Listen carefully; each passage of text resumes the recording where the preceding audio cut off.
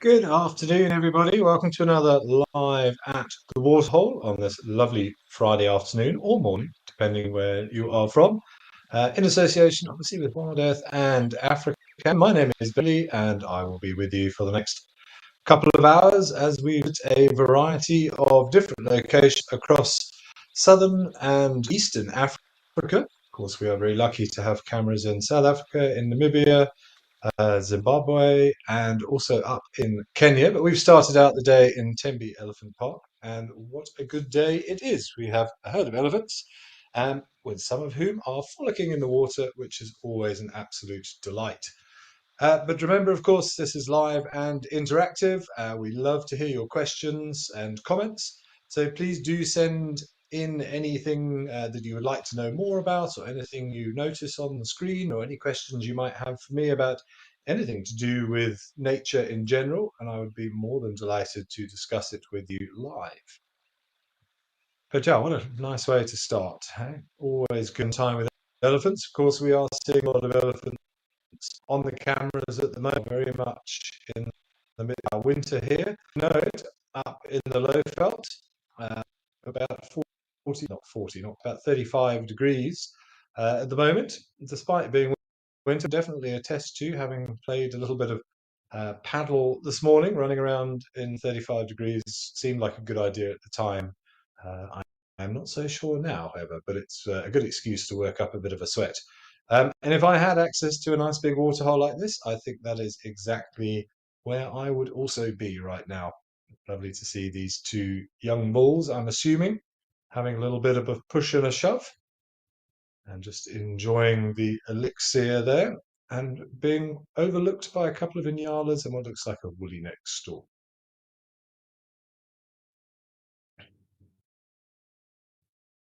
Nice little strength going on there. Of course, very normal for young bulls to be doing this, just to establish dominance and hierarchy and practice for such a time as it becomes a necessary behavior they're going to have to engage in to achieve mating rights.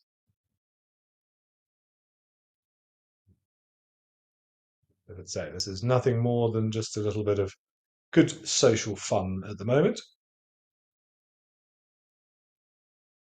It's one of the lovely things about elephants, their ability to really show their emotions, and they often leave little doubt as to how they are feeling. They would not be particularly good poker players, whereas something like a buffalo, of course, I always describe as the ultimate poker player. You'd never really have any idea what sort of mood that buffalo is in until potentially it is too late.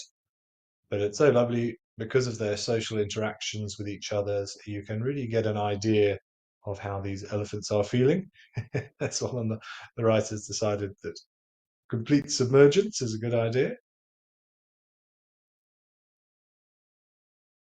Lovely to see nature in all its playful glory.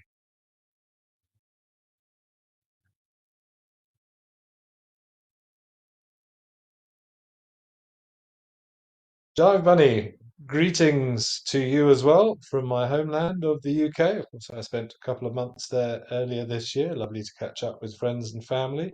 My sky watching is going very well, thank you, Jive Bunny. This is a perfect time of year for me. Generally clear skies, of course, inside during the winter. Very, very dry, not much water around. So these artificial water points very important, and why we're seeing so many elephants enjoying these water during the heat of the day. But I've just returned from 3 days down in the Eastern Cape, where I was down doing some astronomy work at one of the lodges down there, which went very well. Lovely clear skies, beautiful open scenery, not so many big trees to get in the way, although it makes interesting astrophotography a bit more difficult because you haven't got sort of such dramatic foregrounds. But in terms of 360-degree vistas of a beautifully clear night sky, it was nothing short of spectacular. And long may the clear skies continue. It always gets a little bit more difficult for me in the summer months. That's how I'll be doing a lot more guiding when we get into sort of November, December, January, I would think. And hopefully I will see more sites like this.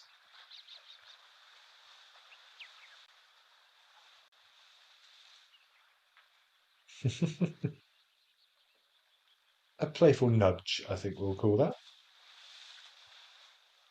Yeah, I think he's definitely got a little bit of zesty, youthful playfulness this morning. This one, I thought he was going to go back in and start again with the one who's just now lying in the water. But you can see everybody taking advantage of this water hole now. He's got to be careful, otherwise he's going to submerge himself completely. There we go. But he does have a snorkel, so I'm sure he will be fine.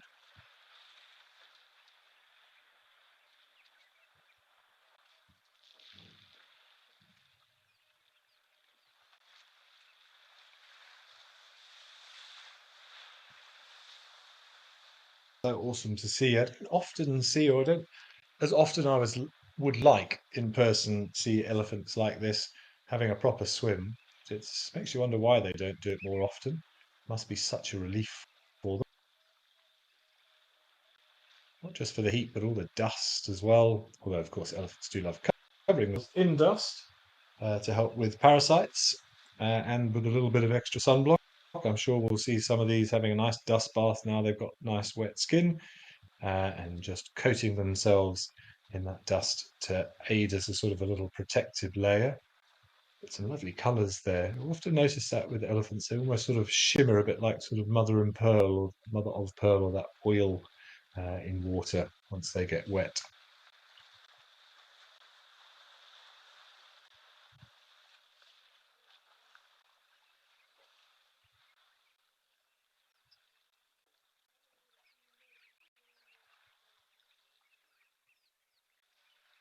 Some nice big tusks on that one in the middle.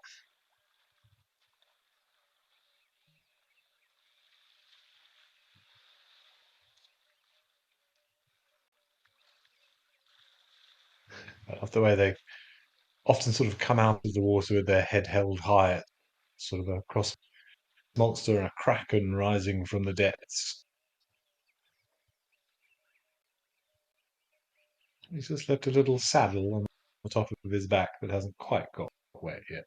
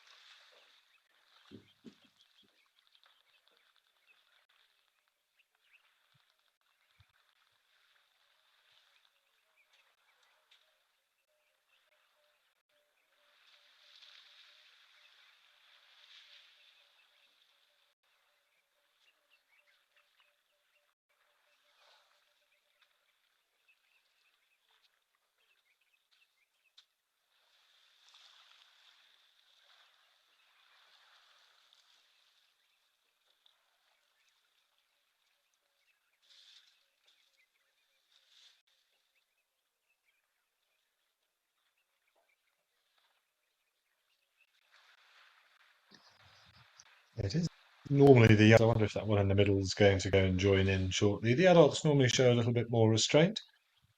Seem to be quite happy just paddling and having a drink, or we'll have some splashing and spraying of water. But it's more often the teenagers who go in and make use of the water to its full potential, certainly.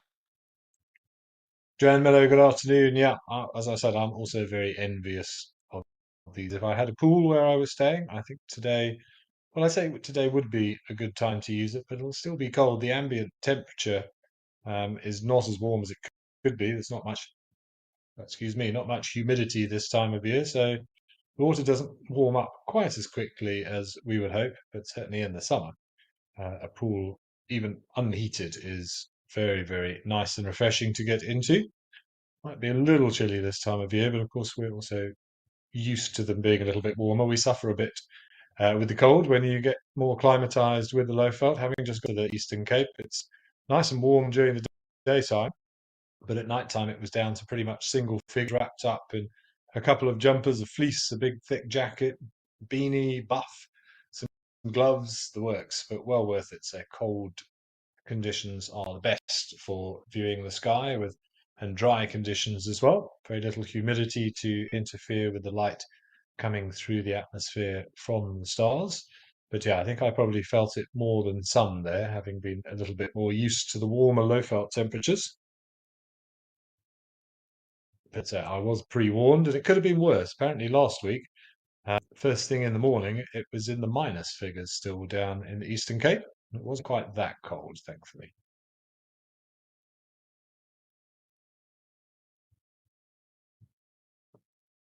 You can see this bull has got a collar around his neck.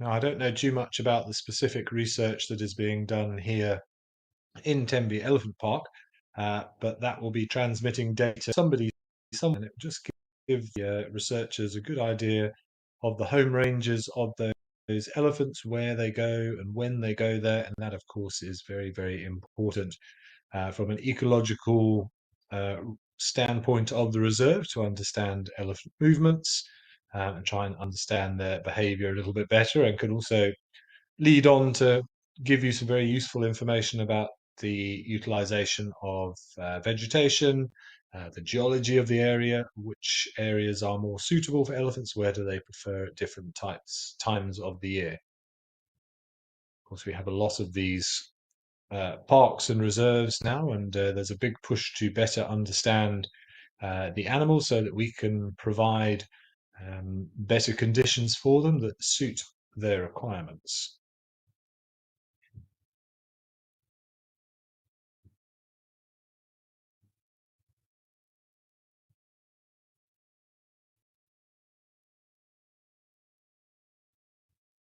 If that was just the light, but the inside of that elephant's left ear looked rather pink, almost a little bit more pink pigmentation there, whether there's a bit of a lack of melanin in that area.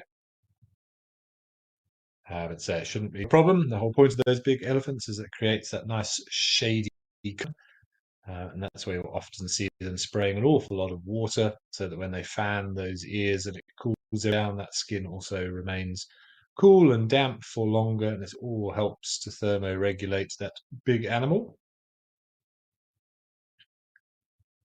Nice to see some bird life as well. So quite a few woolly neck storks. What looks like a great egret, is that in the background? I think so. Joy, you're asking, is the bottom part of an elephant's foot able to have much grip in the water? Um, I've never thought about it, Joy, to be honest. I wouldn't have thought to the same extent that they would do on land. I mean, you often see elephants slipping down muddy bank things if they are approaching water. So, um, yeah, they do offer, I suppose, a little bit extra than as if they had completely smooth skin. Cracked surfaces of an elephant sole are very, very beautiful to look at from a textural perspective, but there's not much you can do if the substrate is wet and slippery. You can have the best trainers or the best walking boots in the land on, but if you go onto a slope that is slippery, will still slip. I can guarantee you of that. So I don't wouldn't have thought it makes a huge difference, if I'm honest. And so it's not. I would say it's less about grip and more of it being just sort of that almost like calloused skin to offer more protection, because there are a lot of thorns and sharp little rocks and things. We know elephants have sensitive feet at the best of times. Oh, little Nyala. And so it's one of the ones that areas and lodges might protect their water sources, their water tanks, for example, is to sort of plant sharp rocks in the ground there to dissuade elephants going too close. Shame this poor Nyala himself in a bit of a pickle there. I'd get out of there while you can, buddy. Yeah, he's still going to chase him. Classic elephant young bull behavior.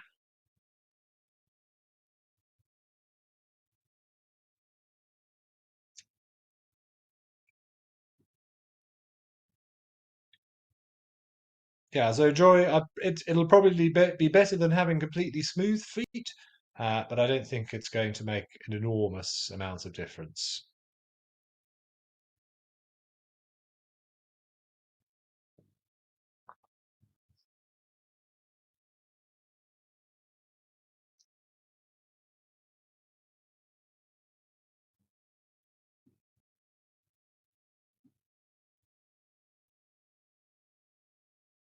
Thank you for those questions and comments coming in. So please do keep them coming. It's always lovely to hear from you, and a nice reminder as to just how many people are also in these incredible views.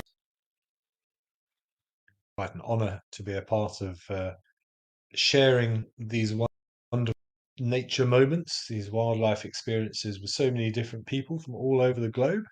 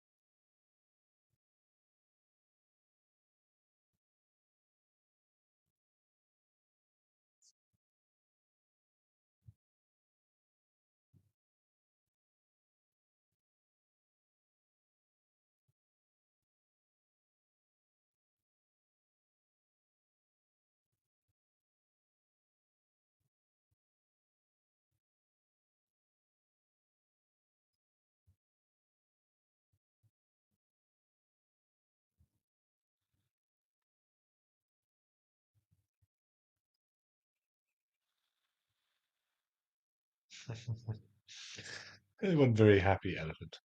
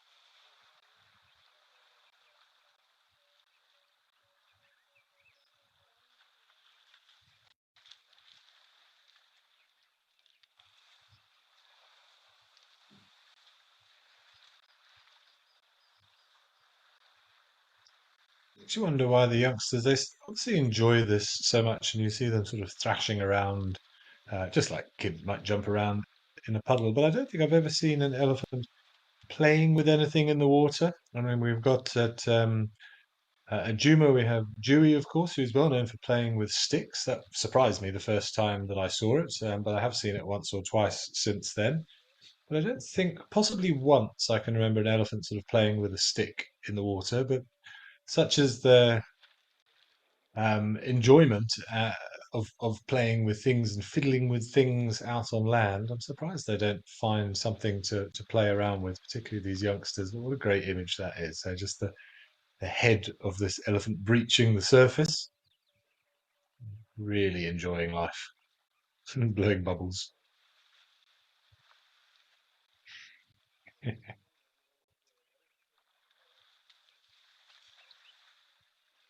Just off, you're asking whether herds of elephants have different languages and tones of communication and infrasound.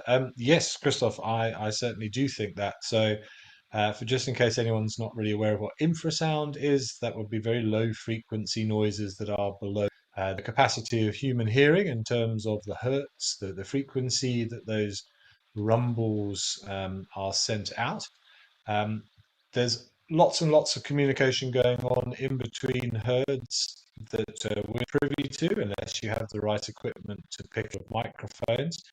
And there were some done quite recently up in Kenya, with regard to elephants being able to record calls of individual elephants, and the anthropomorphize a little bit that elephants' names and communications could be sent out to a specific other individual, and they recorded that an individual's reaction to a sound as opposed to the majority of the herd would ignore to some extent, but one individual would react to specific sounds. So there is, I can't remember the specifics of what they actually found out or concluded from it, but definite evidence that individual elephants communicate with other individual elephants specifically over distances with that sound. And therefore, I have no doubts that, no doubt that different herds will have different communications. It's amazing to think that they can be quite so specific. And why would they not? They're such a social animal. The sort of structure and hierarchy within it, within these breeding herds in particular, are so important to the way of life that it makes perfect that they can communicate. Well, that's not really for the other elephants in the water, or at least he's mixed in. So it makes perfect sense that they would be able to recognize individuals. And I'm also sure that there's an awful lot more going on that we don't fully understand or appreciate, as is the case with all animals. Elephants are a bit more easy to study because of their size and number of them, and the interesting sounds that we can pick up. But I'm sure there is an awful lot of communication between other animals that we are yet to fully understand or even scratch the surface of.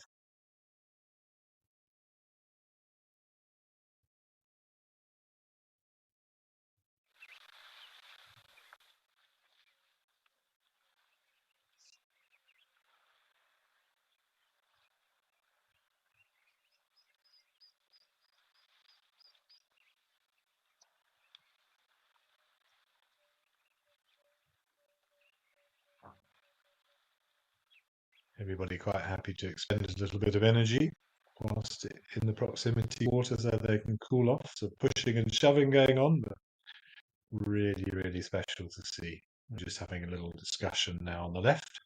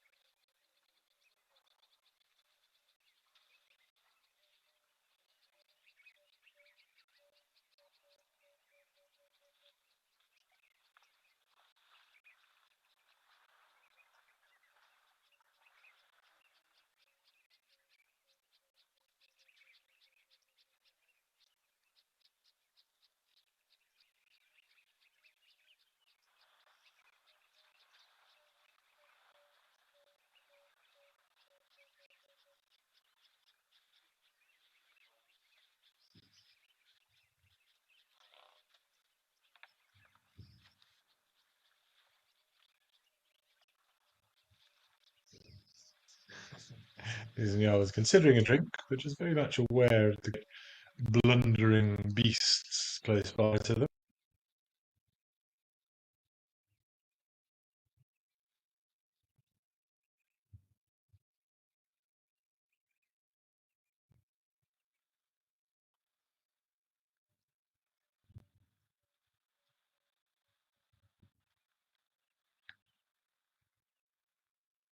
Beautiful, delicate ants, these Nyalas. They're very wary of an elephant.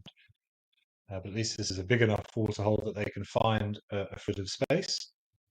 So when we go up to Africa and Zoldo water, I imagine we'll probably visit at some point today. It's always a bit of a scrum there. The others have a habit of monopolizing that entire waterhole for hours on end. You see all the other animals queuing up. Plenty of space here, but very wary these two get chased off by one of these bulls who have obviously got, say, a little bit of excitement in their veins this morning or this afternoon, a little bit of extra testosterone flooding through them. What do you reckon that girl?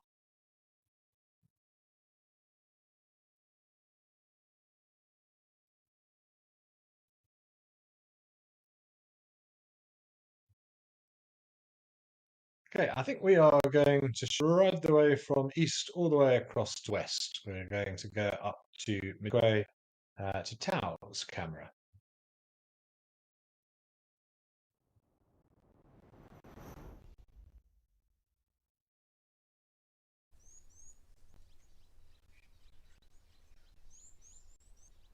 Okay, welcome to Afghan's camera at Tao. So up in the northwest of South Africa now. And again, we've got plenty of animals enjoying this. Oh, look, there's a baboon. They're so comical. They sit very human-like. A lot of their activities bring a smile to most people's faces on any safari. Oh, who's got a baby? Youngsters having a drink. Oh, look out behind you. I say that elephant has been a proper mud, absolutely coated.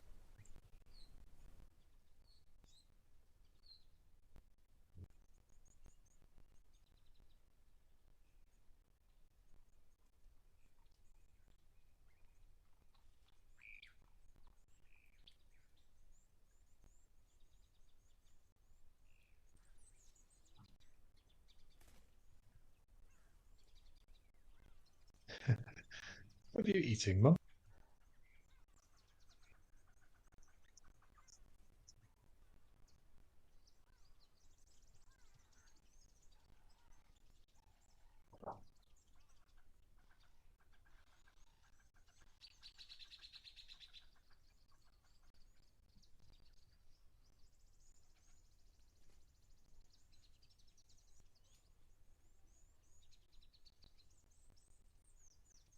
Yeah, that's a proper little mud bath this elephant's found himself there. But still some nice greenery to take advantage of.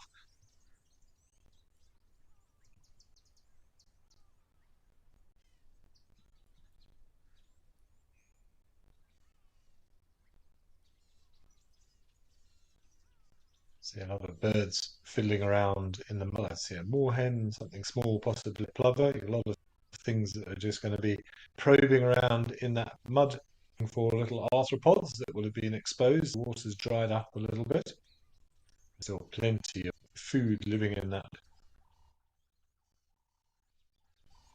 We just tend to forget if we see what's happening, we don't really think about it. But there's so much life under the surface, um, under the in the mud itself. All those organisms are very important for keeping that soil in good condition, circulating nutrients, allowing the gases in the atmosphere to circulate deep inside. Termites, of course, being the most famous example. Interesting that looks like that one over there, creating a little bit of a pie.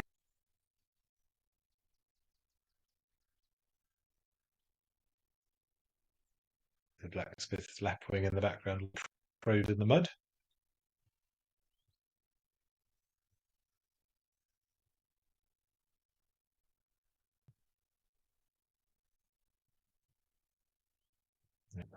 We're going to good solid coating,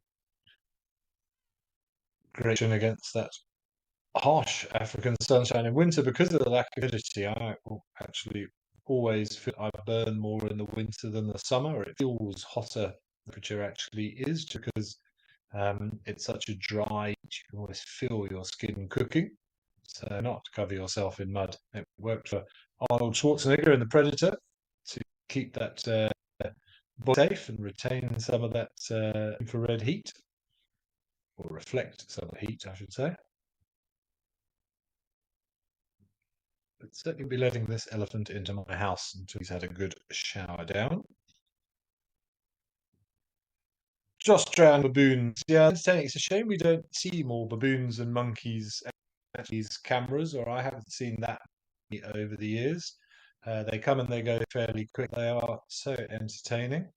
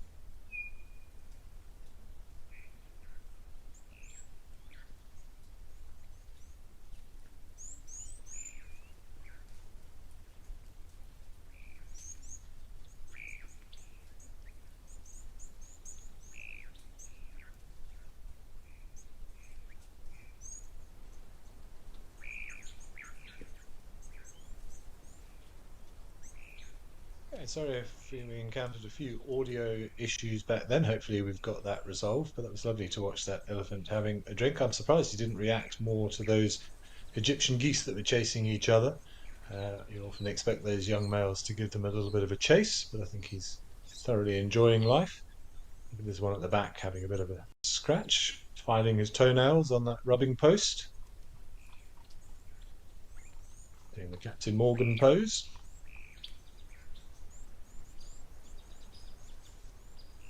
Yeah, just a good excuse to have a bit of a scratch. And you can see that mud that's been deposited on there, and that over the years and years of use, those rubbing posts, those rocks, the tree stumps and things that are frequently used are almost polished by this repeated action. You can definitely see it out in the field, and it's always interesting to go and have a bit of a close at the mud that's been encrusted onto these things, whilst not so much from an elephant's shin, but other animals, warthogs and the like, that will be rubbing up against those rocks. It's not unusual to find ticks and things that have been dislodged, have now become trapped and sort of encased in that mud. And you'll often find hairs and things as well, so you can do a little bit of investigative work, try and figure out who's recently there having a scratch. Quite nice to see that big bull having a bit of a scratch of his legs. Very difficult area to reach otherwise.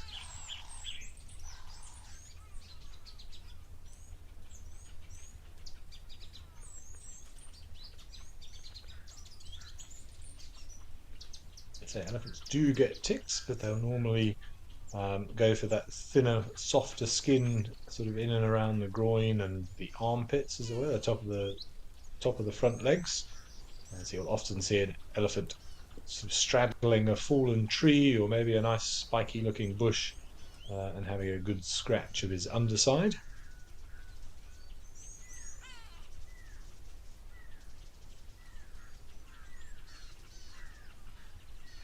Beautiful set of horns on this impala as well, coming down for a drink. Nice wide spread horns.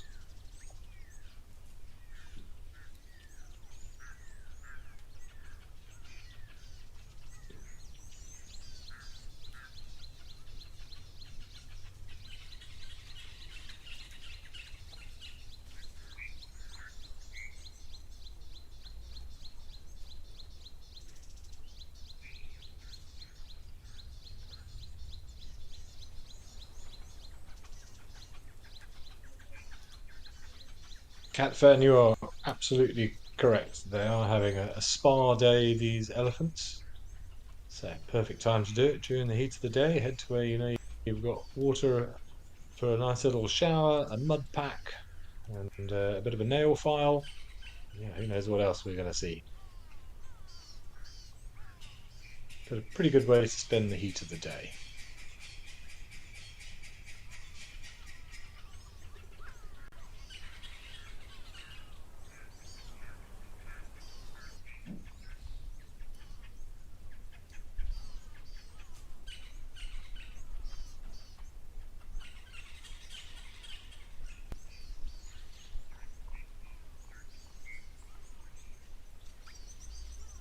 Actually see the intensity of the sunlight when we're zoomed in here. You can see all that sort of rippling effect coming off the ground behind this elephant.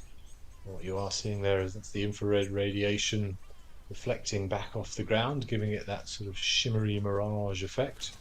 You often see it on roads, long straight roads, you can see it. Remember, a lot of the heat that we experience is being reflected back off the ground as opposed to directly from the sun.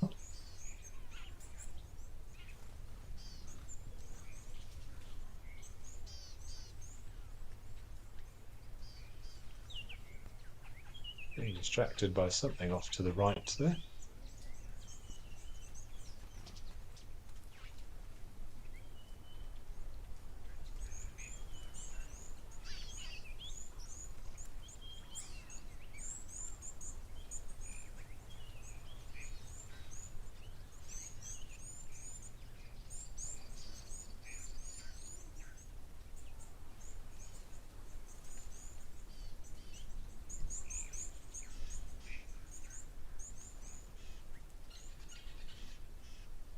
A couple of red-billed teals also having a good delve around just under the surface.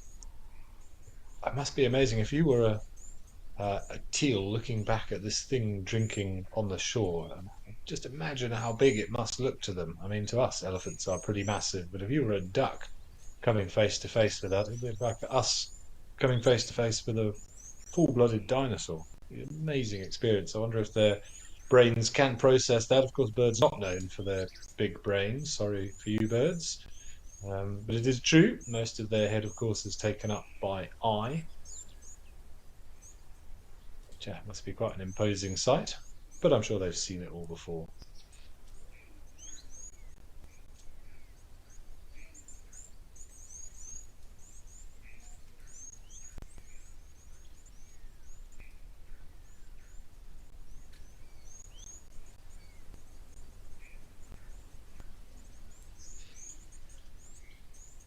The ever-present wildebeest. I begin to think that somewhere like Tower, there's always herds of wildebeest there, and they just lie out in the open in the direct sunlight. But that somebody should go out there and build a little marquee or something to give them some shade. But they could go off into the bushes. They seem to be quite happy with it. Of course, they, like many other animals, can raise their body temperature to deal with the heat from the outside. So we've got a cantaloupe scampering in from the left as well. Bit hot to chasing each other around like that, I would think.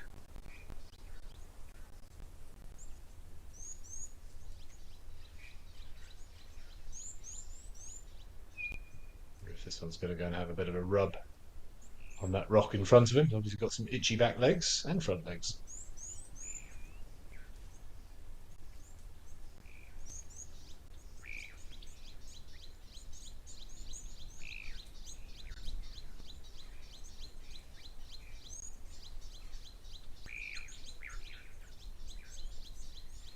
Looks like a pair of hartebeests, probably two males having a bit of a dispute, just scattered a bit in a great big cloud of dust.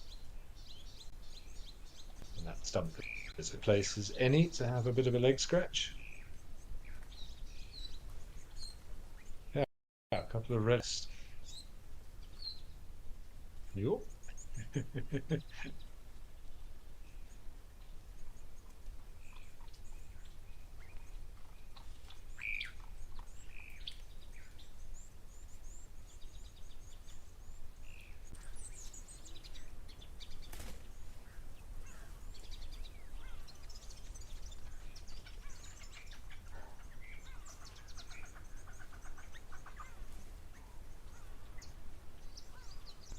Nothing to do with you, Ellie. Leave it alone.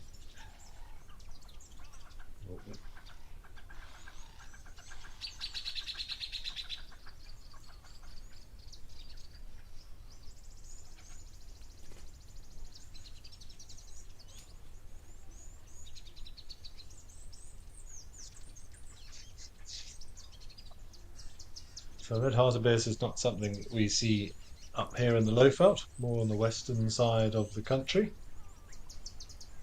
But as I understand it, males are territorial, so I would think there is a little bit of a dispute going on over there from a hierarchy of territory. I don't see any females involved. This, of course, would be prime territory with permanent water, where it normally works with antelope species. The biggest, the strongest, the most dominant of those males will hold the best territories because that is most likely to attract females to that area and, of course, give you best opportunities from a breeding perspective. Lovely to see a youngster having a drink there with his trunk folded up over his head.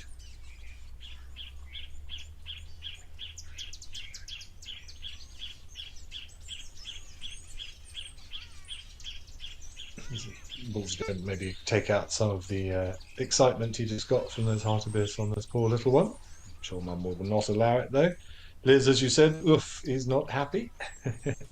But you can see how sort of reactive elephants can be. You saw the posture there, the tails coming out head high, ears out, lots of dust. So again, very emotive animals.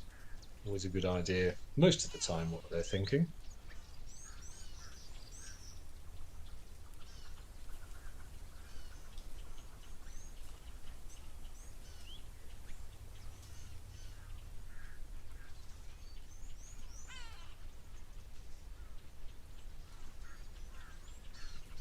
Penelope Kenyon, you're going to add Tau to your bucket list. Absolutely, it's a lovely place, Padikwe.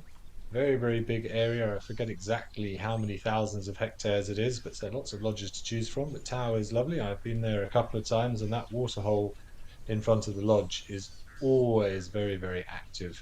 I've seen lions hunting there from my room, elephants almost every day, zebra, wildebeest, and say with it being slightly different habitat, some animals that we don't normally get here in the Lowveld.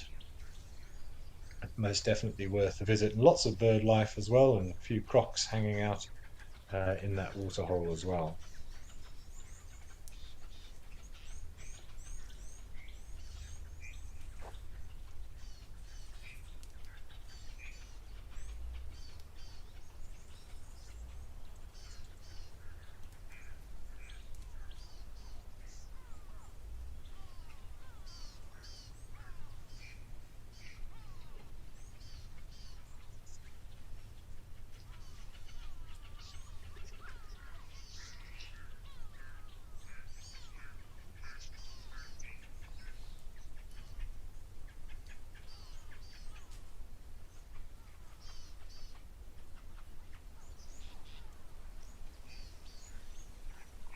Looks like this hartebeest has maybe chased off his competitor.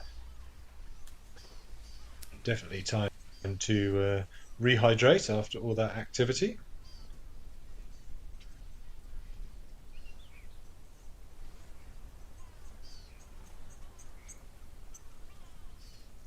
I did see some of these down in the Eastern Cape the other day, but yeah, really nice to see these antelopes. Look very similar to a tsetse as well, which we do get I felt, but and also in Madikwe. I've seen tsetse in Madikwe as well, but very, very rarely seen in these areas. Best place to go and look for them in the Lowveld is up in the northern parts of Kruger, sort of towards Punda Maria and those areas. But I'm not exactly sure of the numbers, but only a few hundred, I think, in the whole Kruger area of Tet. Lovely rusty brown colour on this hartebeest.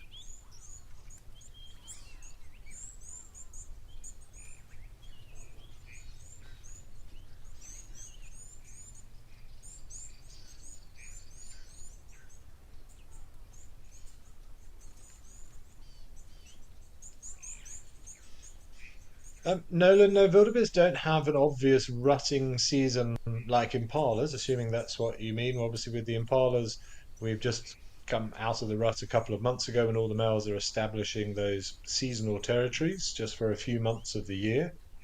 Wildebeest will hold a territory throughout the year, so you'll have your bachelor herds of the sort of unsuccessful males, and the breeding herds, which are non-territorial, they will just roam wherever they see fit. But the more dominant bulls will fight for their territory at any time of the year. So they hold their territory year round, even when it's not officially breeding season. And they will do that by various ways. They have the pre-orbital glands in front of their eyes, which they will rub on trees and things. They will have their midden, so similar to impala in that regard, where they will always defecate and urinate in the same spots. You'll also sometimes see them scraping, sort of pawing the ground like an angry bull, because they've got pedal glands, so little glands in between the hooves, the cloven hooves, and that will also leave scent on the floor. So they don't have an official rutting season. There will, of course, be heightened aggression during breeding season because everybody's scrambling for those opportunities. But they don't have a very obvious time of year when they all engage in mass fighting events like the impalas do. It's lovely to see this red hartebeest. We don't often get a chance to have such a good view of them. And there's a little baboon again.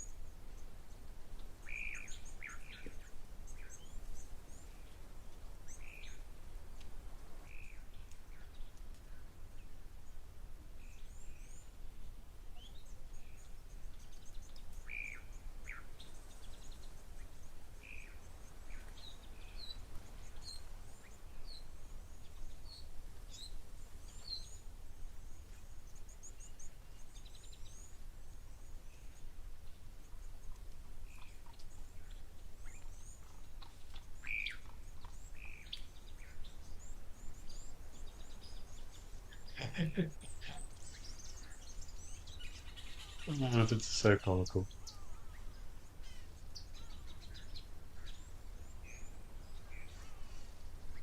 Also mentioned there are a couple of stars up in the night sky that the Bushmen associated with the red hartebeest. It was an important animal for them, along with the eland, of which there are a couple of eland up there as well.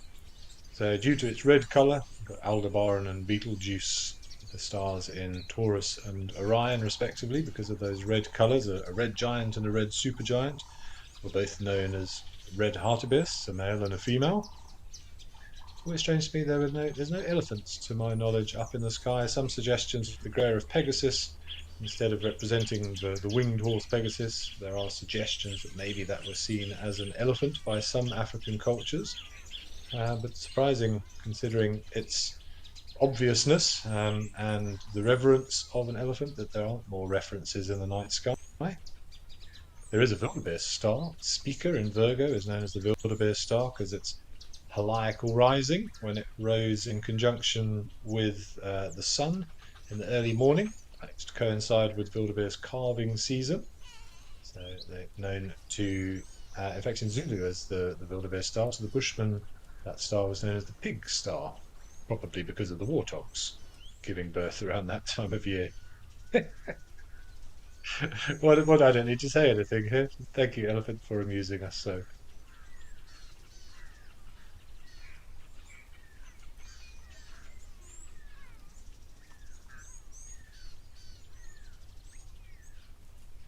Bianca, indeed, he had an itchy rump, and so it must be very frustrating when you've got an itch that you can't scratch. You'll do whatever you can to ease that annoyance.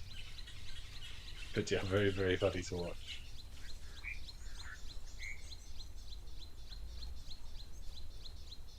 There's Andy the different ways. Some of them are inherited from other cultures. Something like 70% of all the officially named stars up there have Arabic names because they did an awful lot of good work in the astronomical field.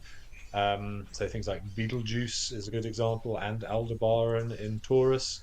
The three belt stars of Orion, Mintaka, Alam, and Al-Nitak. The Al sort of gives it away that there's lots and lots of Arabic influences there. Some of them from the Greek. So Bellatrix in Orion is a female hunter. Sirius, the brightest star in the sky, means scorching in Greek. So those are sort of the common ones.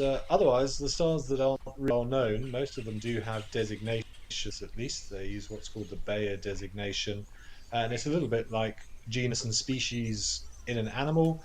So those sort of common stars like Sirius, for example, also have a secondary name, this sort of more scientific name, which would be Alpha Canis Majora. So Alpha being generally given to the brightest star in the constellation, and then following the Greek alphabet, Beta, Gamma, Delta, and then Orionis, if it's the brightest star in Orion, be Alpha Orionis or Alpha Tauri for Aldebaran. And there are a couple that have been named a lot more recently. There were some that were only named in the sort of early mid early to mid 1900s. The Peacock Star in Pavo and Avior, which is one of the stars in Carina or Tourism of the False Cross, both named by the British as part of navigation stories. So for the RAF, basically, it was important to know the brightest stars in the sky from a navigational perspective, and there were those two stars didn't have official names, so they were named much more recently. So the Peacock Star because it's in Pavo the Peacock, and Avior was named basically after aviation. We've been digging around in some elephant dung looking for some little beetles and things. Of course, a lovely ecosystem, a pile of elephant dung.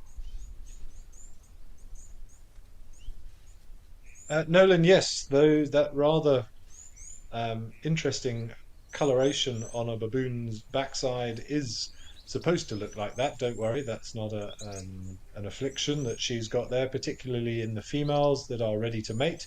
Um, that area sort of swells up and becomes bright red. It's an advertisement to the males. One of the reasons we know that baboons see in colour for choosing ripe fruits, but also it's very much a visual cue for females in estrus to a male that she is potentially ready for mating.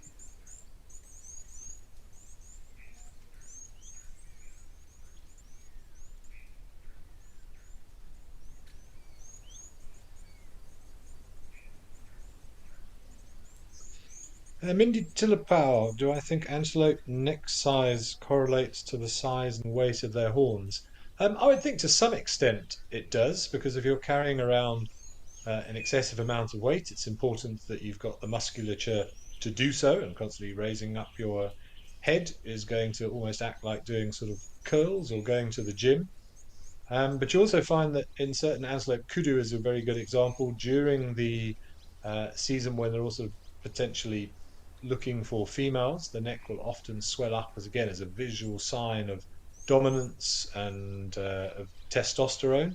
So I've noticed it particularly in kudus that during the breeding season, male kudus' necks look visibly larger, particularly on the bigger individuals. Now, I don't think that's anything to do with the fact they've got bigger horns. It'll be to do with the testosterone levels in the body increasing and manifesting in a more sort of swollen neck from intimidatory and a visual communication point of view. That little one riding on mum's bottom.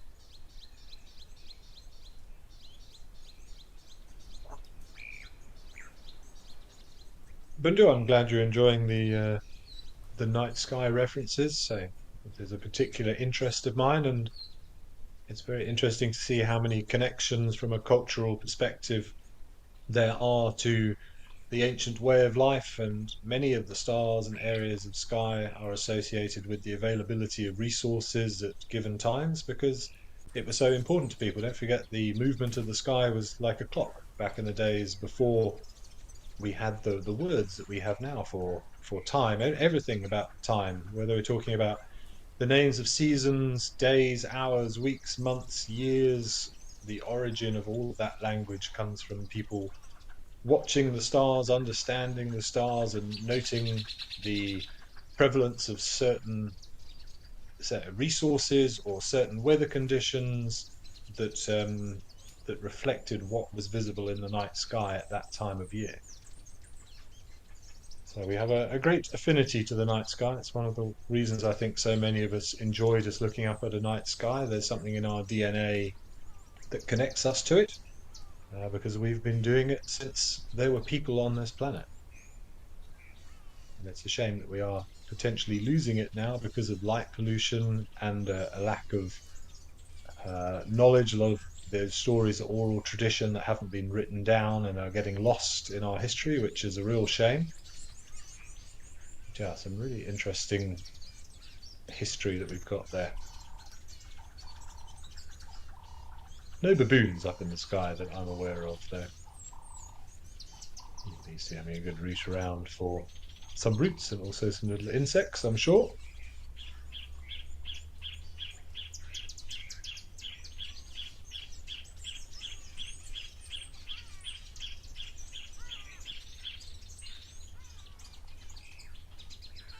Yeah, but lovely to see some baboons, but I think we're going to quickly pop over to Rosie's pan. Sounds like something interesting is happening up there.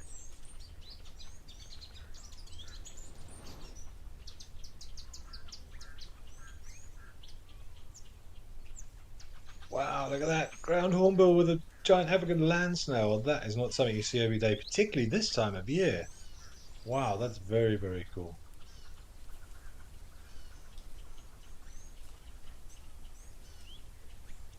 You never know what you're going to get. So this time of year, African land snails should be under the ground. So whether this one has been dug up, you wouldn't find a snail slithering around on the ground at this time of year. They'd be hiding away in the soil, sort of estivating.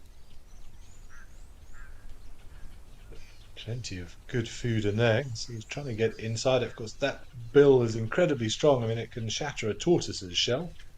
You saw him sort of stabbing down on it just now.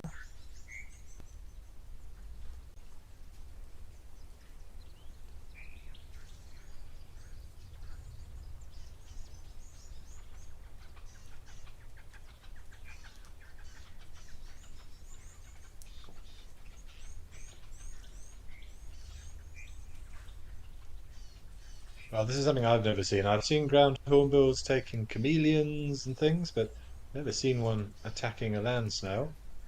We often find a lot of empty shells around in the bush. Oh, missed.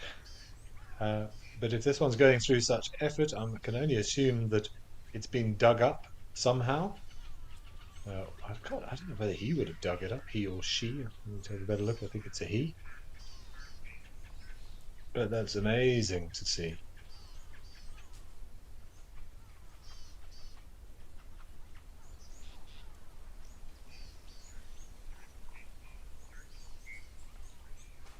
Oh, don't go and hide behind the trees.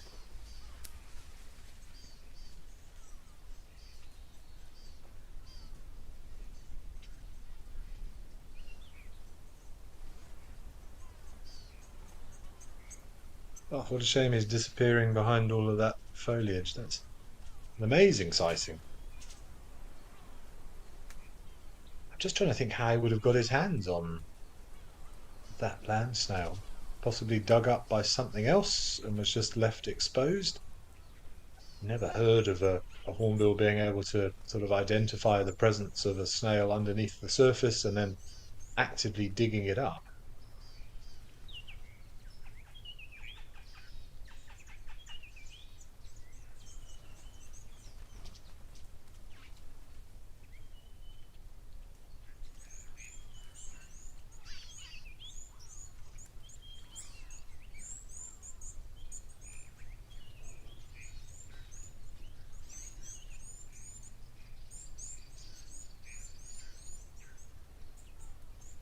Shame we can't see very much. I think we're going to head back over to Afrikaans camera at Tau, but we'll keep an eye on this. And should the hornbill pop back into view, we'll definitely come back and enjoy some more views.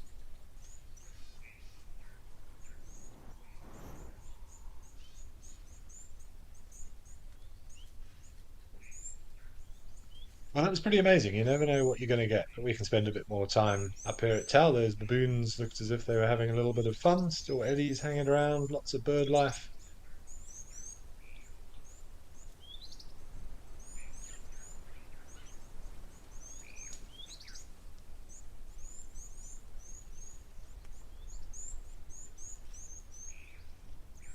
And Catherine, I'd love to do a stargazing evening with you when you get back to South Africa. Absolutely. Such an awesome experience to do. Say something a little bit different, and say so much rich culture and history to be uncovered in the abyss that is above our head every night. We just need to hope for clear skies. I need cloud insurance. That's what I need.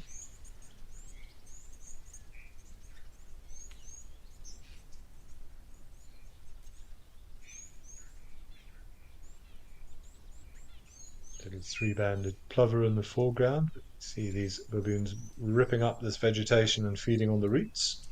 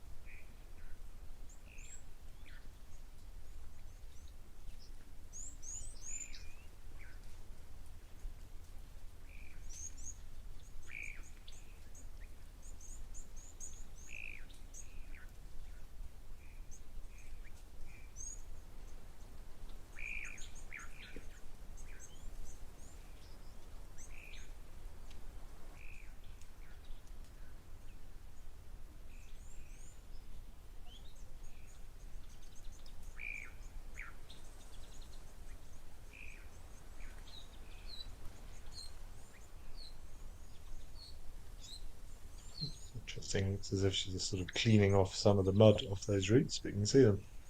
See it, yeah, just gives it a little bit of a scrape, maybe even getting uh, the skin and skin, the bark, but just that outer layer off, exposing the more succulent root inside. Interesting behavior to watch.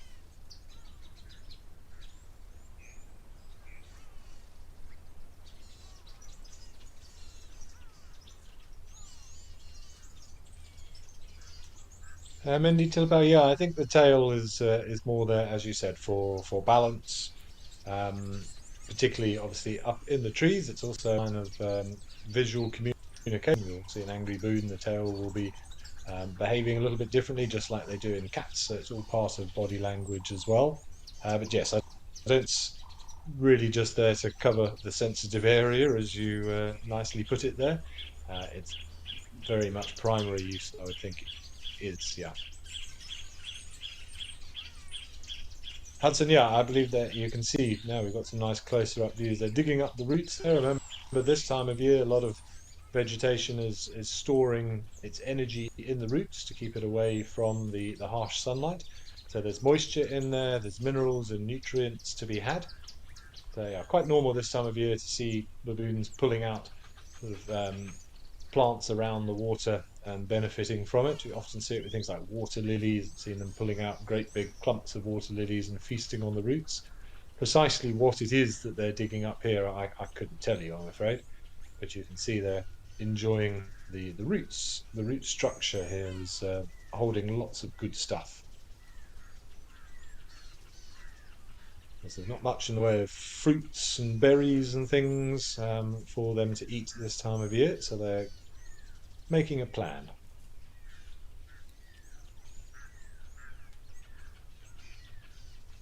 Possibly some sort of water wart or something they've got there, but yeah, couldn't really which species that is. But yeah, just taking off all the little sort of subsidiary roots, I think, there and chowing down on that.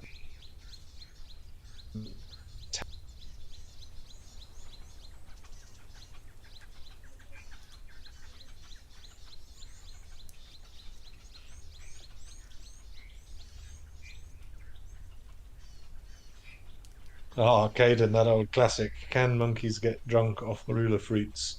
Um, I don't know if I can categorically state one way or the other. I actually personally, and I've got nothing to back this up on, I think they probably can if they eat enough fermenting fruits, because that is how we make alcohol and out here make a marula beer.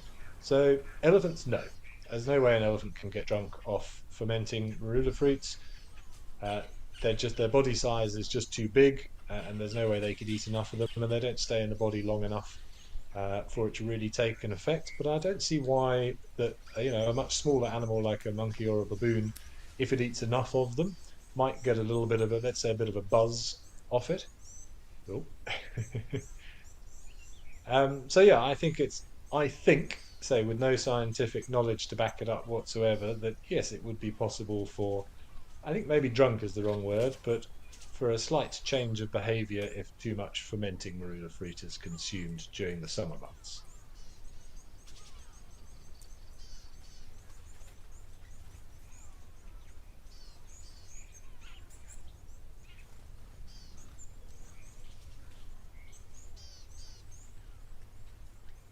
Uh, Quinn, we can eat most things that baboons can eat, but they will also eat some things that our digestive system is not capable of dealing with, some things that would be more toxic to us. Um, I can't really give you sort of specific examples, but they do eat things that I would recommend not eating. Um, but if you are absolutely starving out there and you see a baboon eating something, you could possibly give it a go. And I would say your chances are good that it would be edible. But remember that these wild animals have a very different diet to we do, and they have different bacteria, different enzymes that we don't have. Perhaps, 10,000 years ago when we were living a far more primitive life, it would have been easier, but we have very sensitive stomachs these days. We eat a lot of processed foods. We don't have the antibodies and the enzymes that perhaps we used to because of our more artificial diet these days. So I have no doubt that we would feel some effects. So I'm certainly not condoning that if you see a baboon eating it, go and do it. But it's better than nothing, I suppose, if you're absolutely starving and you don't know what you could eat. It's always recommended that before you try anything out in the bush, first thing you would do is apply a little bit to a sensitive area of your skin, like your wrist, and wait half an hour, see if there's any reaction to the skin. If you sort of are a bit red or itchy, then eat it. And if you are going to eat something, eat a little bit, wait, eat a little bit, wait, make sure, because what you don't want to do if you're lost out in the bush is to eat something that then gives you an upset stomach. And then if you end up with diarrhea or vomiting, you're going to lose moisture very, very quickly. And your biggest risk is always going to be dehydration.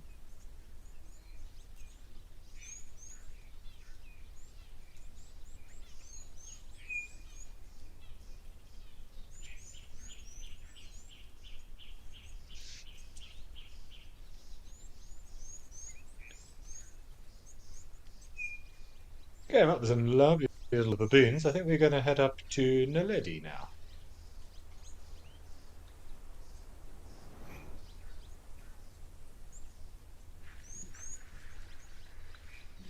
We're back up to Afrikaans Naledi and Greater Kruger and some more elephants enjoying water during the heat of the day.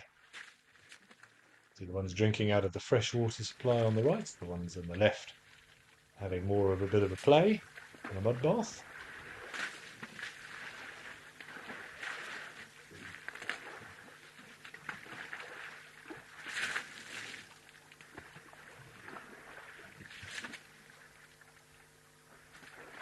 Big female this.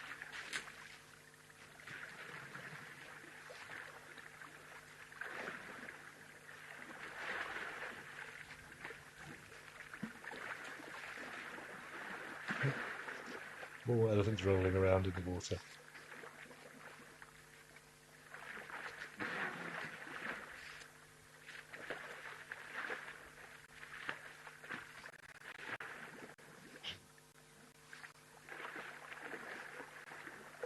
Making mud angels with his trunk.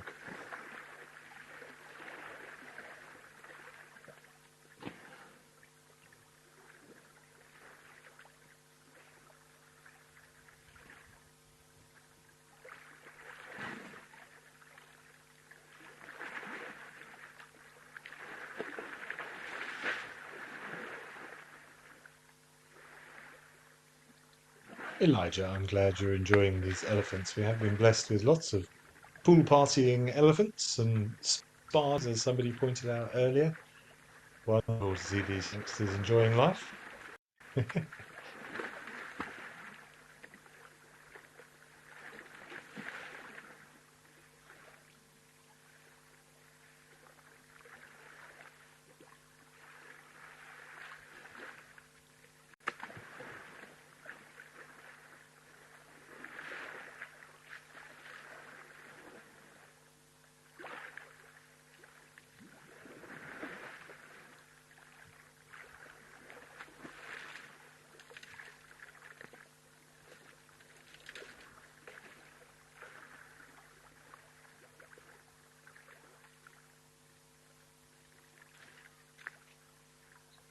Indeed, cat fans, some Ellie cheer. That's a nice way of putting it. I'm sure most of you are just watching this with a big smile on your face, just as I am.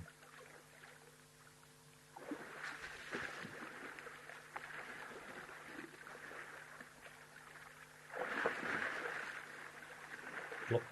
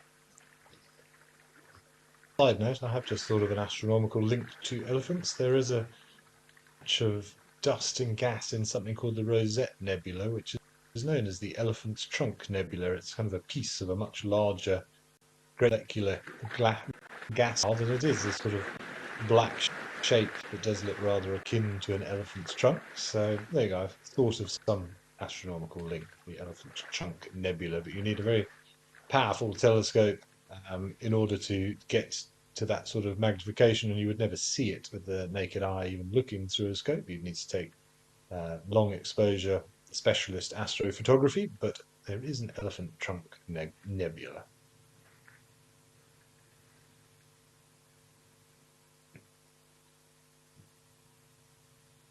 West Aubrey, you think that's you in the hot Florida sun? Well, I think that elephant had an absolutely great idea, certainly, and really did seem to enjoy what he was doing there. But yeah, sometimes that hot sun, you do what you can. I remember in some lodges, it was so hot in the room during the day that there's no point staying in there because it was about 10 degrees warmer inside than it was outside, and we used to just sit outside in the ranger's sort of staff area and put the sprinkler on and just sit under the sprinkler.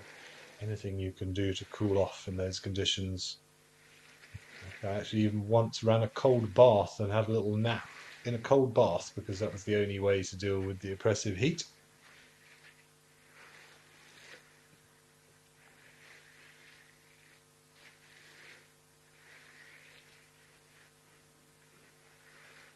Going for a good scratch. What very itchy elephants today.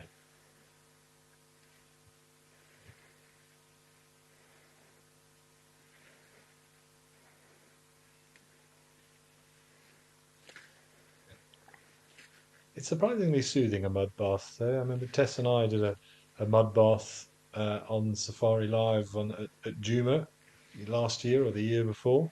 And it was surprising just how sort of cool it was once you get in amongst that mud. Once you get over the fact rolling around in some fairly unpleasant mud and there's all sorts of weird critters living in there with you, it was actually quite a soothing and cooling experience. So I can certainly see why the animals do it.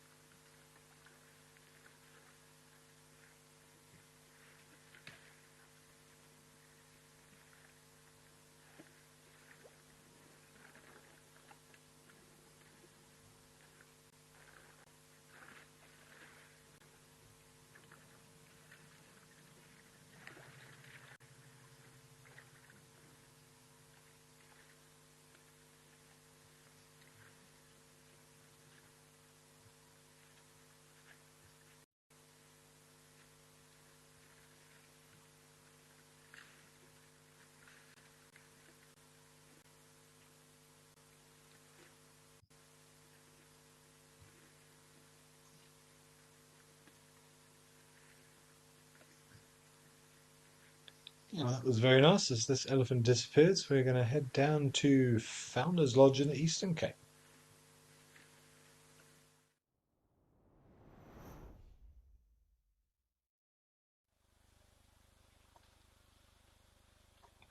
And that's very special. Some sable, white rhino.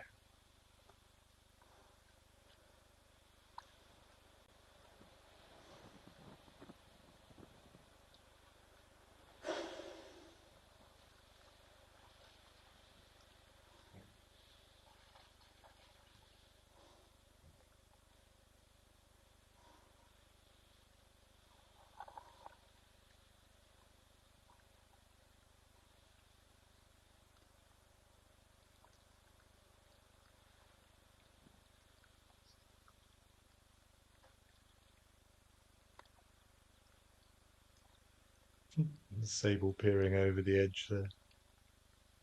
But always a treat to see these animals.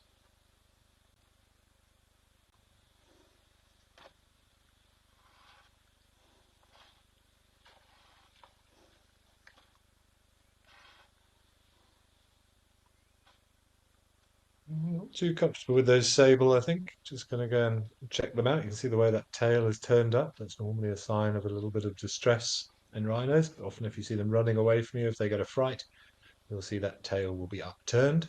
A little bit of a visual cue as to his mood state. Maybe he wasn't too comfortable being spied upon by that little sable.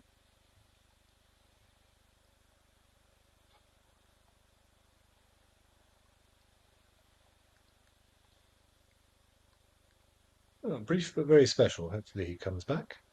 This was just next door to where I was. I was down on Shamwari last week. It's a very, very different landscape. You can see how open it is, very few big trees, much greater visibility that I was used to. You could actually just sort of park in any one position, get your binoculars out and just scan the landscape for kilometers in every direction and see all sorts of interesting things happening. So herds of red hartebeest, springbok, impala, blue and black wildebeest, lots of really nice sightings.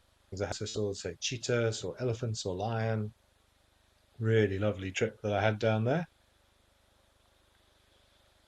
And as I said, three new birds for my life. So just next door to the Mantis Founders Lodge here, and I managed to get. Trying to think, what did I get now? I got a southern chagra. That was a new one for me. Um, a red-necked spurfowl, which I hadn't seen before, which is now my current favourite spurfowl. Really beautiful, much darker than I realised. Almost sort of charcoal coloured feathers, and then contrasted with the red around the face and the neck. With a really nice contrast of colour. And then probably the most special one I got and finally ticked off my Nyes and a woodpecker as well. So those are my three lifers from the Eastern Cape, which I'm very, very happy with.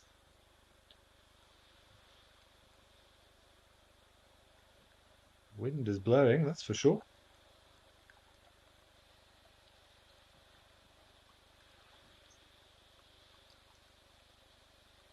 Yeah, well, it looks like it was just a very brief view of a rhino, but very special nonetheless. Let's head up to Kenya for our first trip to Eldonyo.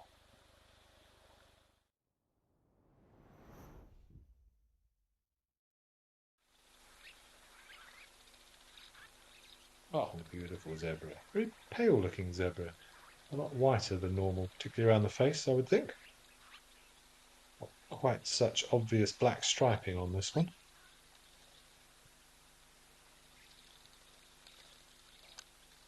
But this has been a very, very productive waterhole. This one up at Old Donyo, with owned by Great Plains Conservation, of course. So lovely, one of African's cameras. This one, and nice to not see an elephant. There's normally all the bulls monopolising the water. There may still be. We'll have to have a look. But lovely to see close-ups of this zebra and his associated oxpeckers.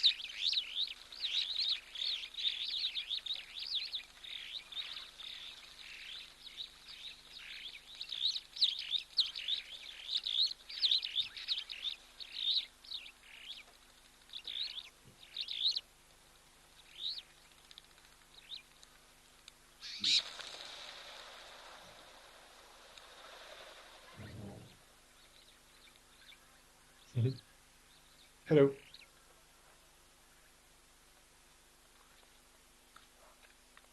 Could note that these plain zebras don't have the same sort of the shadow stripe that we find on the plain zebras down here in southern Africa. Same species, but just a slight different regional variation, that sort of brownish stripe that normally intersects the white parts.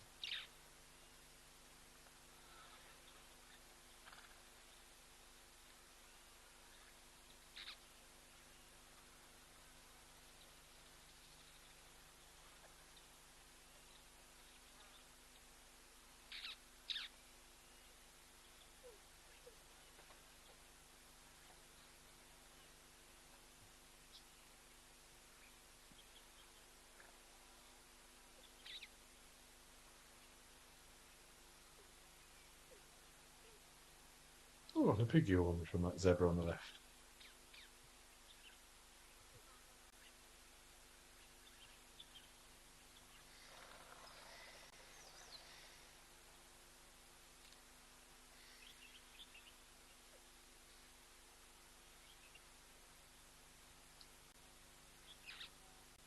Dave, you're asking whether lions ever attack rhino.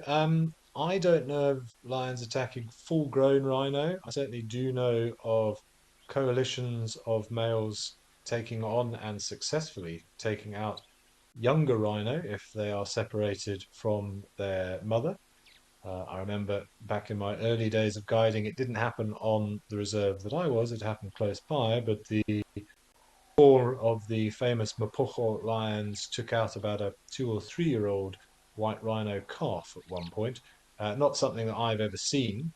Um, but well, no, as far as I know, no, they don't. But there are lions that have in the past taken out elephants. The very famous pride up in the Savuti Channel were well known for hunting elephants. There's a few documentaries on it.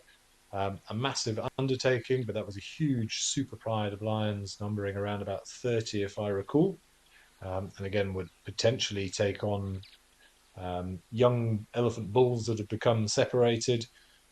But say it's not an easy task. But when you've got so many mouths to feed, it's a bit of a risk reward strategy. It takes a very, very long time, but has been recorded certainly in unique occurrences. But I've never heard of lions taking out a full grown rhino, although not to say it's never happened.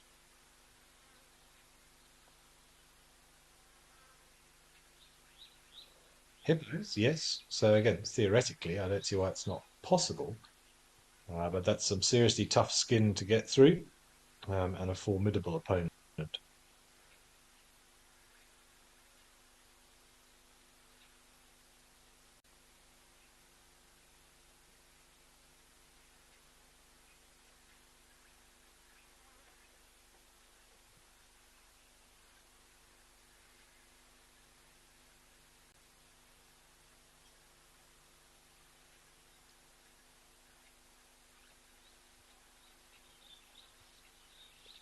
Just to get some close-up views of some zebra there, and so without the stresses of elephants hogging the water, don't see any elephants at Old Donyo. Normally very much associated with this environment. I'm sure they will be here at some point.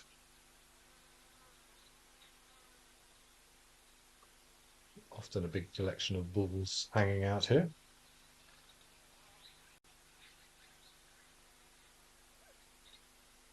A brief interlude up here at Old Donyo. Let's head back to. Oh, that's a superb starling. Head back down to Naledi. It sounds like some more Ellies have turned up.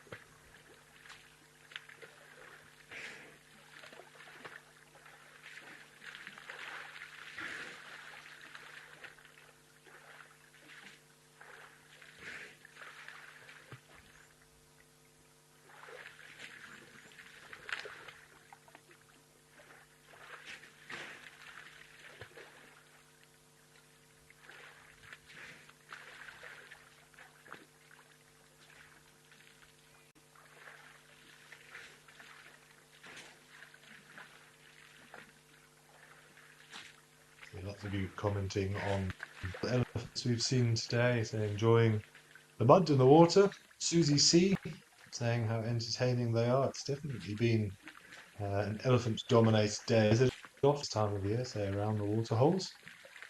But I think for me thus far, my highlights, other than the elephants splashing around in the mud, of course, has definitely been, well, A, watching the baboons for a little bit, because we don't often get to see them and they're so fascinating to watch. But even though it was brief, that view of the ground hornbill and the giant African land snail was very, very special. Oh, sorry, we obviously had some issues there at Naledi, so we've shot over to Madikwe and Tau for more elephants. It's babies. Yeah, but that ground hornbill with a ground snail, particularly having a ground snail this time of year is very unusual, but you never know what you're going to see on these cameras.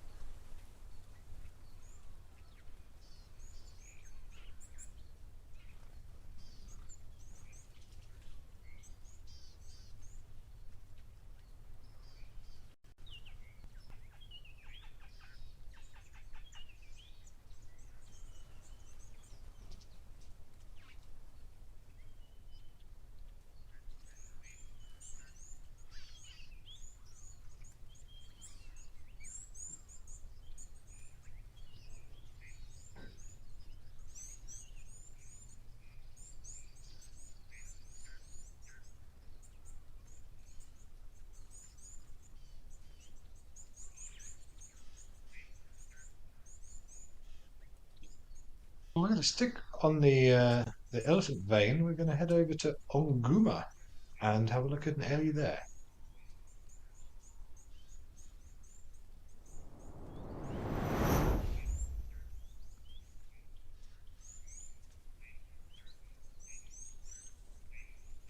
Well, nice. Big. We don't see very many elephants here, so we've come all the way across to Namibia, the eastern side of Etosha National Park, to Onguma Reserve. A big elephant bull. Nice old boy. You can just see how filled it is and how he's got a lot more bulk than any of the other elephants that we've seen this morning, this afternoon.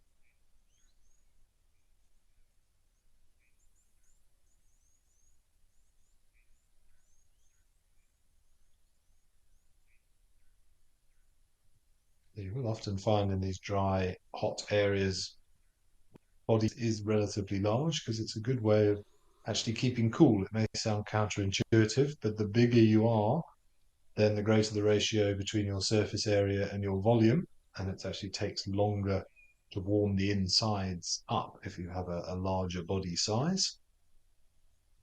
So there's some very, very large elephants out in Namibia.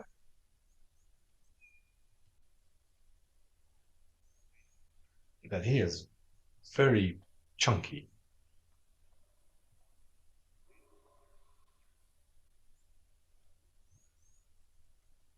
Not that I would say that on his face. Hudson also commenting how big this guy is. He's a big boy. A good 7 tons, I reckon. That must be the inflow pipe that he's found there, simply having a drink of water. So he's probably found the freshest water, like the way elephants often do.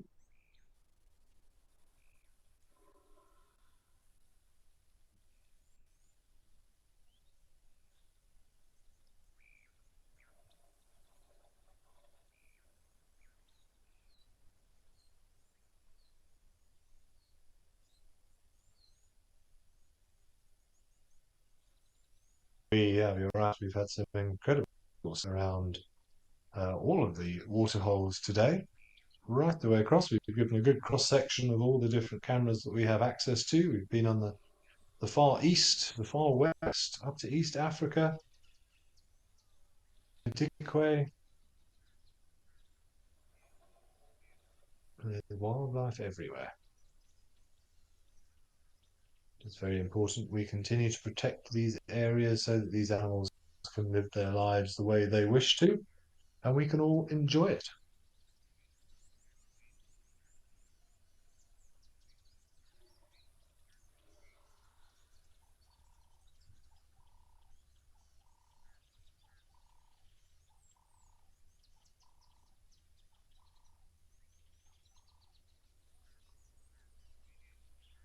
Which is one thing Namibia has got is a lot of space. Certainly, it's an incredible country. If you've never visited Namibia, I would also put it high on the bucket list, just from a topography perspective. Just being there, it's the most incredible place. You can see incredible views that I don't think I've ever seen anywhere elsewhere, and I don't think I've anywhere where I've just felt so insignificant compared to the landscape. It's very difficult to sense direction because it's so vast and there are such incredible arrangements there. You're really not sure whether you're looking at the mountain tops on the other side of a valley, whether they're 1 kilometer away or 100 kilometers away. You kind of lose all sense of perspective there. It's so big. Oh, how nice is that? I remember being out there once up in Damaraland, which is quite far north, not as far north as Etosha, but going out at night with the spotlight, and we were shining, and despite the high powered spotlights that we were using, it didn't illuminate anything. It was just darkness. There was no background, which is very strange when you spend a lot of time in the low veld, which is quite dominated by um, a woodland habitat. Whenever you shine the light in any direction, it will illuminate something, some trees, some vegetation. But there, you could just shine the light off into the darkness, and there was nothing of being very much alone, but very special.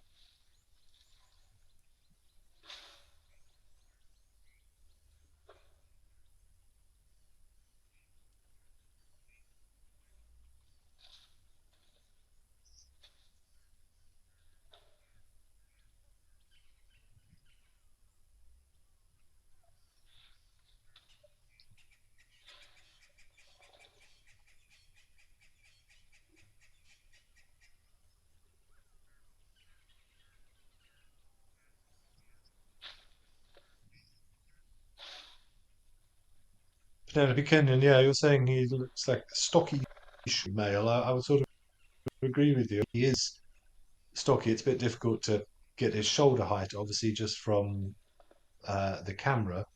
But I think he possibly a bit stocky and short-legged because his body is so massive and bulky. I always to say, it just looks unusually rotund. I think he would be very intimidating in person. Yeah, just an awful lot of bulk. The size of the shoulders, the belly, the head. It is a very, very good sized elephant. Lady Macbeth also agreeing Namibia is amazing. It really is a special place. Recommend everybody visits Namibia.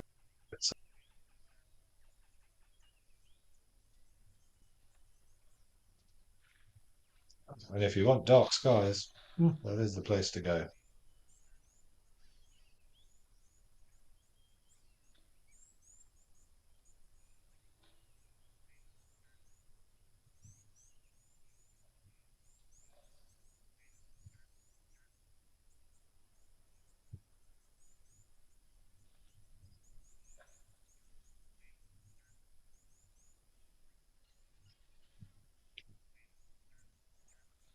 Elijah, my favourite place to stargaze. Oh, to be honest, anywhere where it's not cloudy, I suppose is the simplest answer. So I've been lucky enough to go to some pretty amazing places. Um, so I spent for about 8 months in New Zealand in a dark sky of last year, or part of last year and part of this year. That was absolutely spectacular. Um, the area around Sossusvlei and say in Namibia are some of the most beautiful skies that I've seen.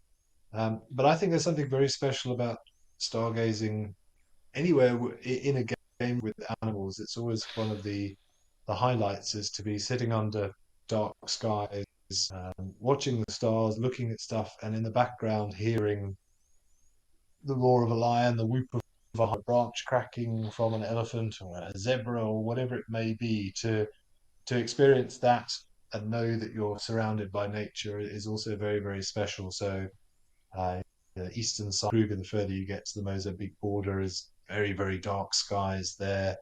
And yeah, really special with the ambience of the chorus of the African bush. I think really adds to the experience.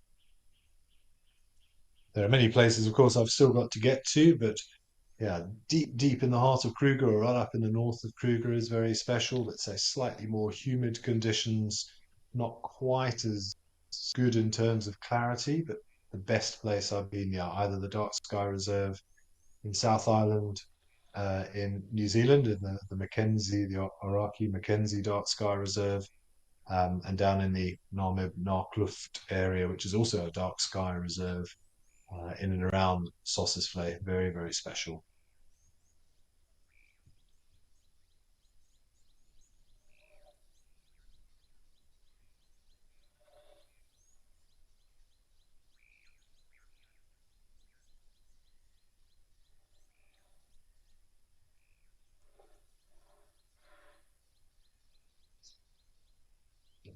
They're a bit cleverer than the ones at Tower. They've got some shade close to the water.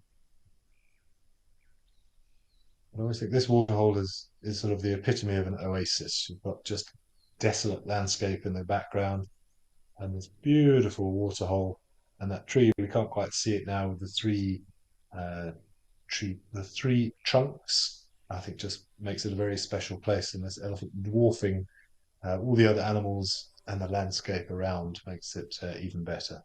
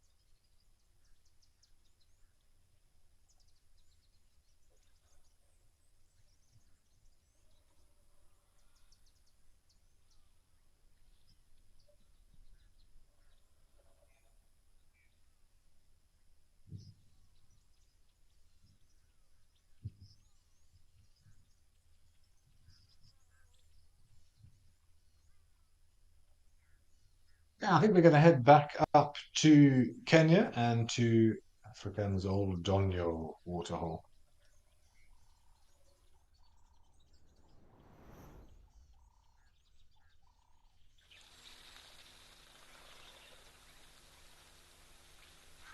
Oh, the zibbies are coming in for a drink along with all the wattled starlings. It's like a youngster there in the background, still a little bit fluffy on the rump.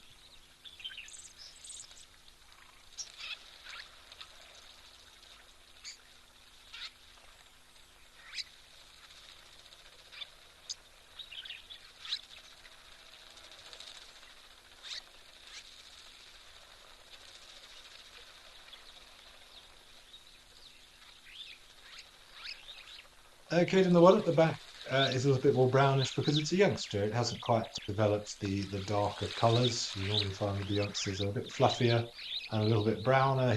He or she, can't quite sex it from here, will darken with age. But yeah, quite normal for zebras to be a little bit browner when they are younger. That would be a case of a bit more melanin developing in males, more testosterone obviously manifests in darker colours. Some people say it might be something to do with a sort of a almost like tanning, basically, more exposure to the sun. The skin will develop the darker colours to help protect those areas of the skin.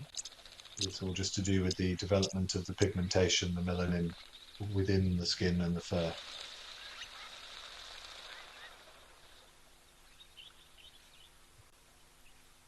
Very giraffe.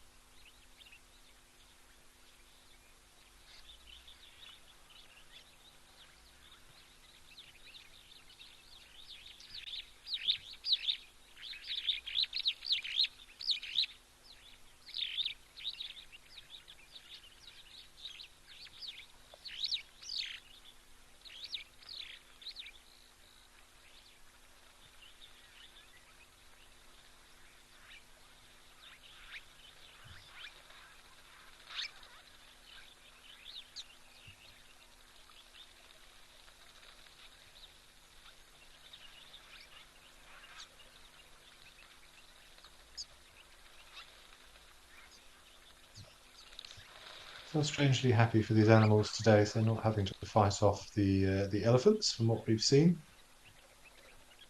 Nice young giraffe bull here. You can see his ossicones will develop a little bit more. Still got some tufty hair on the top, which will wear down over the years. He will probably also slightly darker coloration as he gets older as well.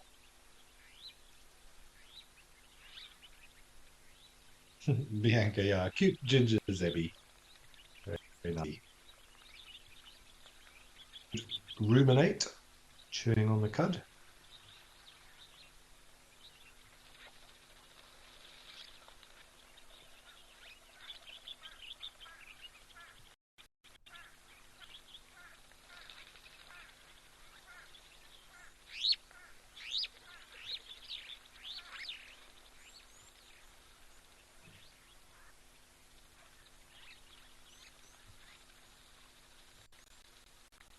So the mammals that benefit from these water holes. A couple of superb starlings and all the starlings, and then the wattle starlings also having a bath, spraying everybody.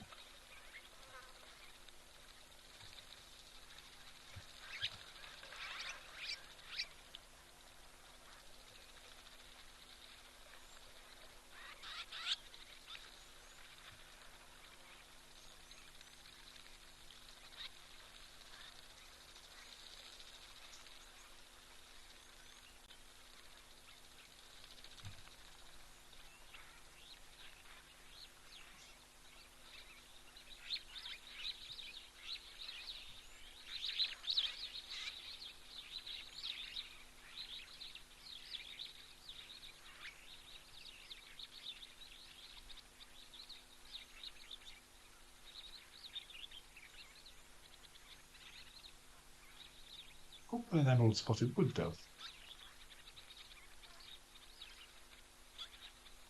Yeah, agreed, Quinn. It's nice to see birds. We spend a lot of time focusing on during these live at the waterhole shows, but it's not often we get a chance to have a look at the birds close up like this. And say particularly at Old Dodger because there's normally elephants everywhere. So nice to see them getting their chance as well.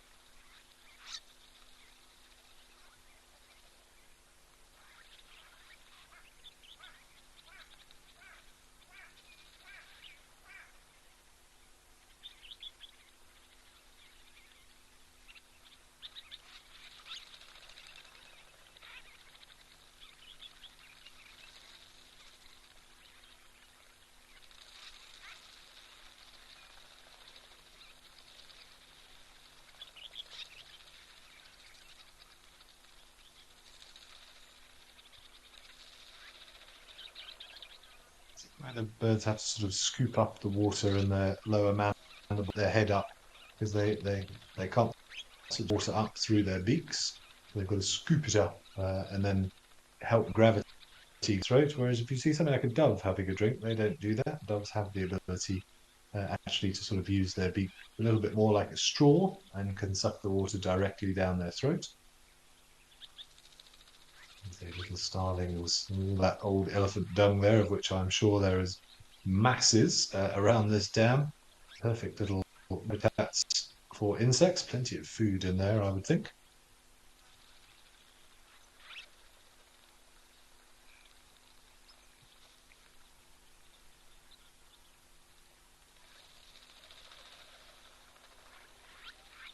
Well, thanks, Joe McClellan. I'm glad you enjoyed the show thus far. We've only got about 10 minutes left, unfortunately, but yeah, I'll be back again, I think, and Sunday, and then a little bit later on in the month as well. Oh, this is our big boy on Goomer. He's going to destroy one of the very few trees. Shame. Get the power.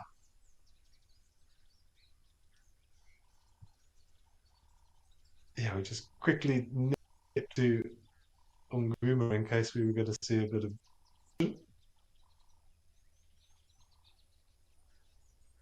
Maybe he's decided that rather leave it standing and have a good scratch at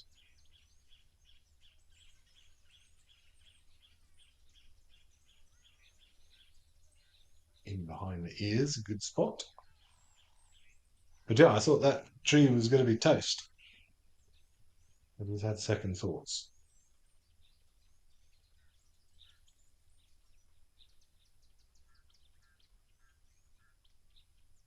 I think it's a good idea. Leave that tree standing, dude. There's not many scratching posts around in that sort of area.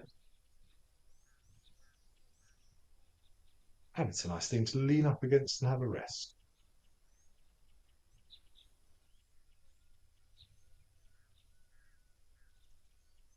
Penny, indeed, it was hanging on for dear life. You could see it was beginning to suffer. We could see sort of the cloud of dust around the base as the beginning to shake. But not much you could do in the face of that pushing against you.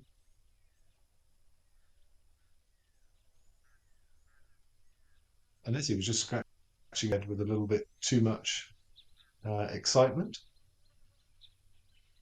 But it is mightily impressive when you watch these elephants push over trees or break the trees. This being an occasion to have a very deep root structure, uh, like marulas have much stronger tap roots, and we often see those sort of literally snapped off when the elephants push them and break them down. Roots hold on for life, and the actual trunk itself gives way. It's quite a soft wood marula. These acacias being pioneer species, shallow root system and far more likely snapped. And we often see the elephants doing that in the drier winter months to get to the roots.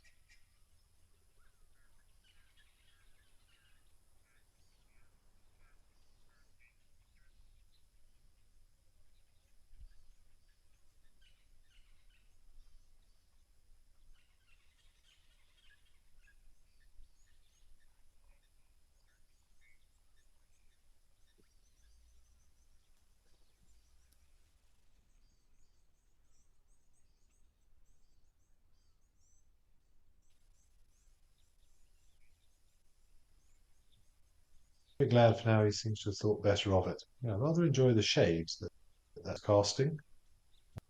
Scratching posts. Once you push it over, buddy, it's gone. It's the perfect shape for his height as well. Look at that.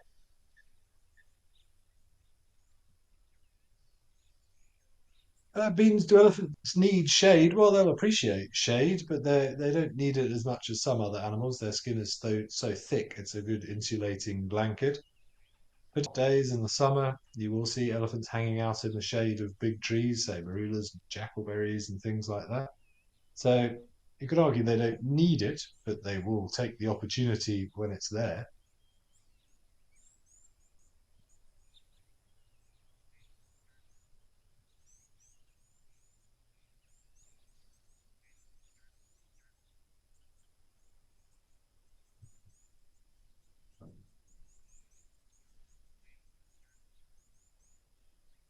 And particularly if they decide to sort of a midday nap, you'll find them standing in the shade, just lock those front legs and have a little bit of a doze.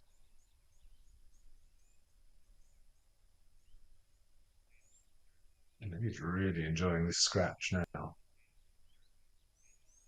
There it is, the perfect shape. Get underneath that little curve there, in behind the ears, across the spine.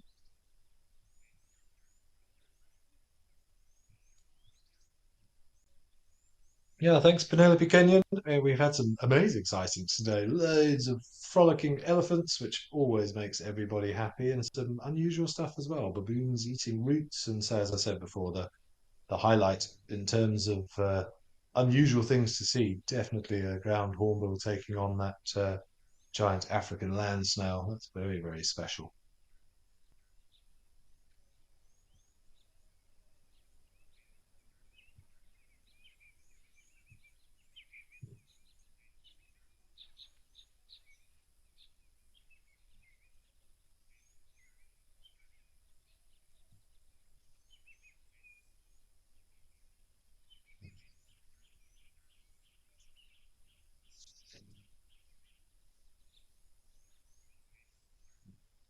Cat fan, you'd like to do an astronomy tour in South Africa? That's what I specialize in, cat fan. So let me know when you get over here, and I'm sure we will arrange something for you. do enjoy doing it. It's something I'm very passionate about, and astrotourism is growing all the time, which is wonderful. People's appreciation and understanding of the night sky. So yeah, it's becoming very popular. I'm very, very busy at the moment. Push the tree over. No, don't do it. Oh no.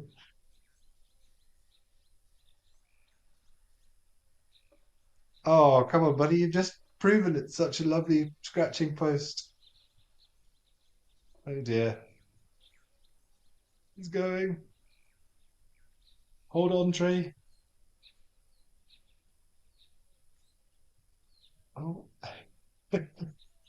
Well, I tell you what, respect to this. He doesn't want to budge. Bindi, you're right. It looks smooth. I'm sure lots of elephants have been doing exactly this and having catch because there's nowhere else. But if this elephant has his way, it might not be there for much longer. But I'm very impressed with the strength of this acacia or the Senegalia, whatever we're supposed to call it now, has shown is really putting up a good fight. Come on, Ellie.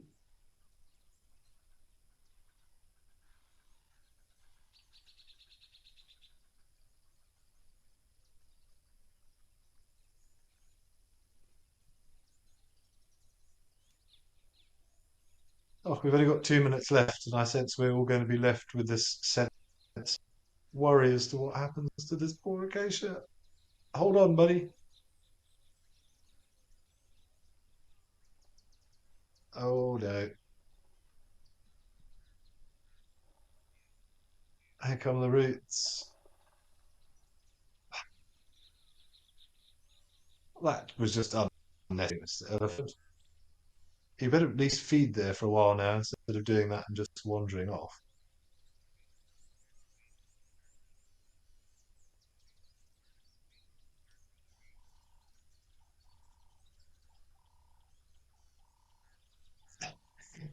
Indeed, yeah, there's no cliffhanger left now. But at least it's sort of semi-standing. Obviously, what is given this elephant access to some greenery that otherwise he might have struggled with. It's also made it available for the other antelope species that can now reach it. And it's still kind of semi upright, will provide some shade and a scratching post. But that was pretty amazing. Yeah, I'm sure we were all on the side of the tree there. But we're almost out of time, everybody. There's less than a minute left, so I need to speak quickly. But yeah, I hope you've enjoyed today. It's been some really special sightings and some interesting behaviour. Don't forget, straight after this is on catch up with the guys as to what's been going on over the last few days, see what their plans are for this afternoon, and Sunset Safari will start at 3:30 Central African time.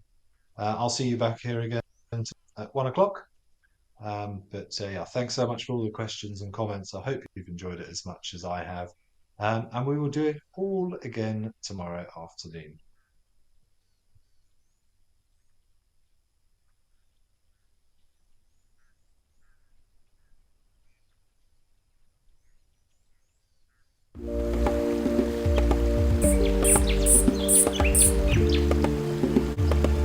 Look at the highlights over the last 24 hours. This is On Safari.